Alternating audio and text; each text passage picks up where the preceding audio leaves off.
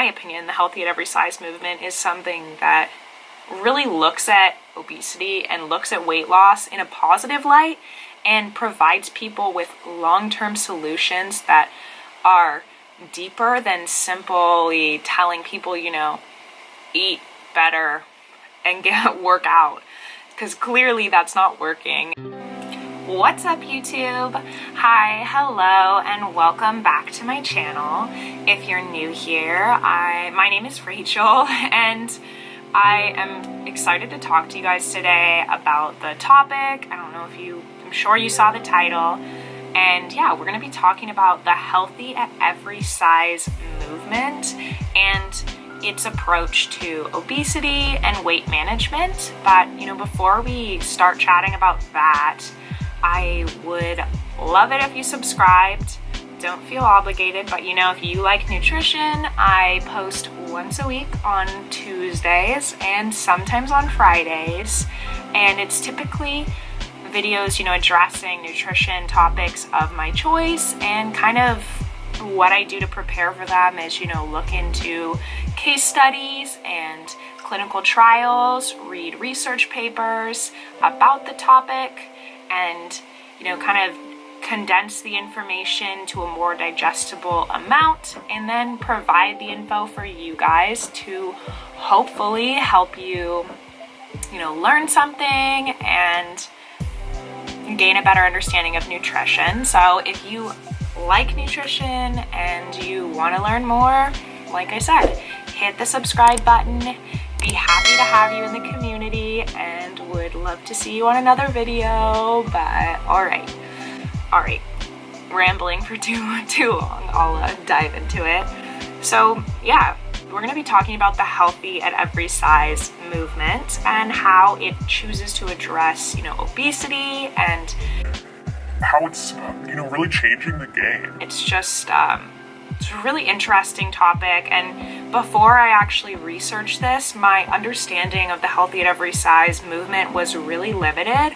I actually, I saw portrayals of photos online and in the media of people of all body sizes, shapes, and colors and everything, in the phrase healthy at every size would run across the top of the photo, and what I got from it was just that they were really trying to address, the stigma and maybe bias against people of different shapes and sizes, and I loved that. It sounded great. But after researching more into this, I fell more in love with it. Helping people change their lifestyle is a really positive and interesting way to address obesity that is new. And to say, the least about traditional ways that, our public or our healthcare professionals have been addressing obesity, it's not working, or it hasn't been, because rates have really just been increasing for decades. The past couple decades, this issue has just gotten worse and worse, and it's really sad. So I was super excited to learn about an alternative way to address this public health issue and an alternative way to help people. So initially, the healthy at every size movement was thought to, address the weight bias and stigma around overweight individuals, but it was more recently changed into a viewpoint of addressing obesity and helping individuals suffering with obesity, and provides a lot of alternative viewpoints on weight management and maintaining weight management. Before we can kind of talk about those different viewpoints, though, I would like to just chat a bit about obesity and why obesity is an issue today. And most people, I'm sure, have heard this, but obesity is linked to a lot of chronic diseases and issues, such as type 2 diabetes, hypertension, certain cancers, coronary artery disease, gallbladder disease, as well as strokes. And all of those things are not something, I would wish on anyone let alone family members or friends. And that's why, obesity is something that really hits home for most people because it's so common today. And it's really interesting. I saw this in one of the articles I researched, but there is actually an equivalent population of overweight individuals in the world today as there are food insecure or underfed individuals in the world. So this issue is, neck and neck with starvation. In the 21st century, this is a huge issue, and it's something that we've been waiting a long time for a different viewpoint and a different way to look at this issue, and I'm really excited for this one. So some of the main traditional viewpoints from healthcare professionals on obesity and weight loss range from the idea that adiposity poses a morbidity and mortality risk to the individual. Weight loss will prolong your life. It's as easy as diet and exercise, and it's a positive and practical goal for every person to have in their lifestyle. And finally, they mention that it simply will improve your life if you choose to lose weight. And it's a really big phrase that they keep saying: lose weight, change your weight. And it's something that the Healthy at Every Size movement kind of switches. As I said before, instead of focusing on weight, they choose to focus on health and living a healthier life. The Healthy at Every Size movement has different viewpoints of how to look at addressing obesity, and those include to encourage body acceptance of every shape and size, to inspire individuals to eat intuitively. And if you don't know what intuitive eating is, it's the idea of listening to your internal cues rather than your external cues. And internal cues are things like hunger and satiety pangs. Listening to your body, and if you feel hungry, eating. If you don't, stopping. If the food is no longer tasting good, don't force yourself to finish your plate. I want you to, not listen to those external cues such as, meal times, events. And it's really thought that this idea of intuitive eating, can actually inspire people to have less negative self-talk or body image issues, and also deter people from experiencing disordered eating. And the final factor that the Healthy at Every Size movement chooses to address would be physical activity. And they change the way individuals think of physical activity. They want you to think of movement for health and happiness rather than movement to change your body image, to lose weight. You want to think of movement as something you do because it makes you happier and it makes you feel good. There isn't anything wrong with your weight or how you look, the shape, size, any of it. It's more so choosing to be healthy and choosing to live a healthier life and moving to be healthier and moving because it makes you feel good, not because you have to do it. And I love that. I think of exercise personally as something I do because it makes me feel good and it makes me happier each day. And that's a really great way to look at physical activity. And if you can't look at it that way, scrap whatever the heck you're doing to work out or to get physical activity and find something you like doing. That is the only way you should ever exercise, is doing something you enjoy. And that's how you change your life. That's how you make it a habit. But yeah, something I kind of already touched on, but a really big overviewing point of the Healthy at Every Size movement is this idea to change your life. Change your lifestyle. Choose a healthy lifestyle. And it's something that I personally love. It's a huge, huge factor in what I tell people all the time when we talk about their body weight or their whatever they want to change, really. I always tell people the only way you're going to make a change is if you choose to change your lifestyle. Think of it as something that you are going to do for the rest of your life. And if that's the way you can look at, being healthy, working out, eating a certain way, then it's going to stick with you and it's going to be a lot easier to maintain than if you look at it as a means to an end, getting to go on this diet for really quick results, and then once you've achieved those results, you jump back to how you were before, how you were living, how you were eating, and you honestly will probably gain all the way back, and probably more than you even had before, and you'll get into this toxic yo-yo dieting lifestyle where you are not only damaging your body and your internal systems, but also your mental health. Yo-yo dieting is a really bad thing, and I have a video all about yo-yo dieting and diet culture if you want to check that out. But it's this idea too is something that the Healthy at Every Size movement really talks about. The idea that, traditional approaches to weight loss that include dieting and restriction can not only cause physical damage, but also emotional and spiritual distress.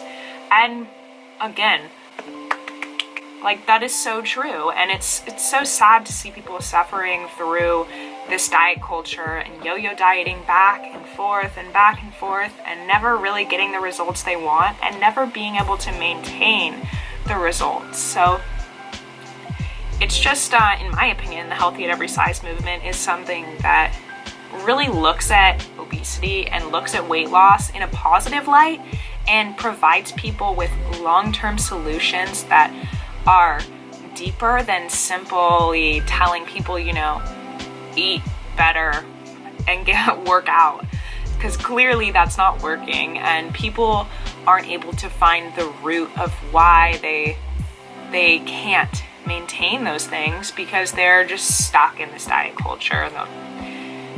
It's a lot.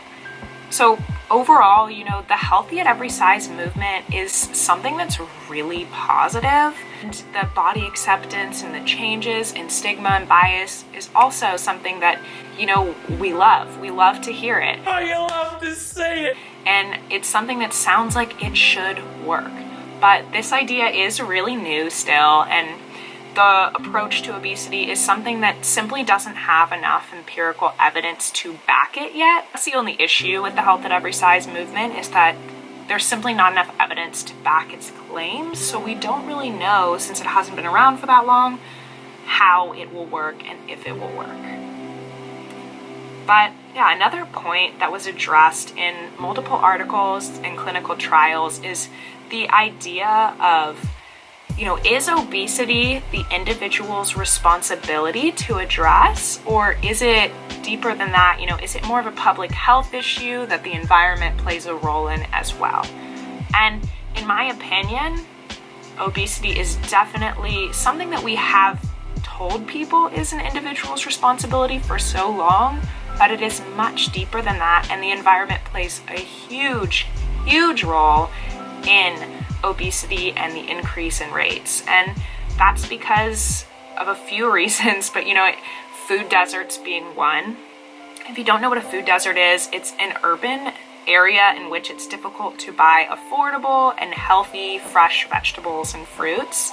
And this is something that exists all over the world. You could live in a rural area or, an urban area and experience this. And a common, example of a food desert would be, living 30 minutes or 30 miles away from the nearest grocery store and not having access to these fresh fruits and vegetables, and instead, being forced to go to places like gas station markets or just local markets that don't offer these fresh foods and nutritious foods, and instead they offer highly processed foods. And people living in these areas also tend to not have transportation or funds to use transportation to get all the way to a grocery store, or even if they have both those things, they might not have the time to travel such a far distance just to get their groceries. So they're forced to, again, eat at these places that they don't have the right food to support a healthy lifestyle. So food deserts are a really big issue worldwide, and it's really sad to see people stuck in these situations that they can't get out of. It's just pushing them down and setting them up to fail. And the other point I'd like to make is the obesogenic environment that we've created in the world. And this is an environment in which energy-dense and nutrient-poor foods are highly accessible in large proportions and at a low cost compared to nutrient-dense foods and healthy foods.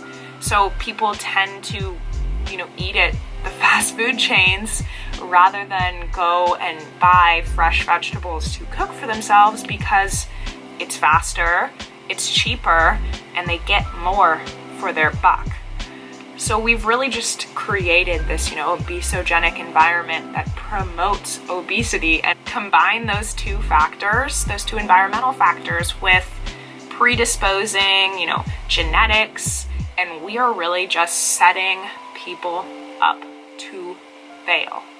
And it's really sad. So yeah, I'm excited to see how the Healthy at Every Size movement is able to address all of this, but honestly, it's still putting pressure on the individual to, make these changes, when I think the issue might be bigger than that. And it might be something that there needs to be, political changes in our environment in order to address. And a quote that I will, paraphrase, something from one of the articles I found really interesting is, I'll go ahead and say it. So we're so worried about creating and funding all of these individually focused obesity management programs, such as workout programs, meal plans, diets, etc. And we're potentially overlooking the necessary evidence and actions required to address the structural, environment, and social changes that could have a significant impact on the health issue itself. And yeah, that really highlights the problem is, we are trying to come up with all these solutions, spending all this money and time, working on ways to help the individual change, their weight status, when the environment is the real root cause of it, or definitely a huge factor in these rates, and it's not something that we're changing. It's honestly just getting worse. So my question for you all that I would love to, see you respond to in the comments down below is obesity and body weight the individual's responsibility to change, or is this a public health issue? Let me know down below. I would love to start an intellectual conversation with each and every one of you, and definitely, hit the thumbs up and the subscribe button if you want to see my next video. Like I said earlier, I post once a week on Tuesdays and sometimes on Fridays as well. But yeah, I'm a little out of breath. I was so excited to tell you guys about this and just chat about this issue, and I hope you enjoyed the video. If you did, let me know, please. But yeah, well, that's all I have for today, guys. If you enjoyed it, hit the thumbs up, subscribe, hit the bell if you want to be notified every time that I post, and I'll catch you on the next one. Bye for now.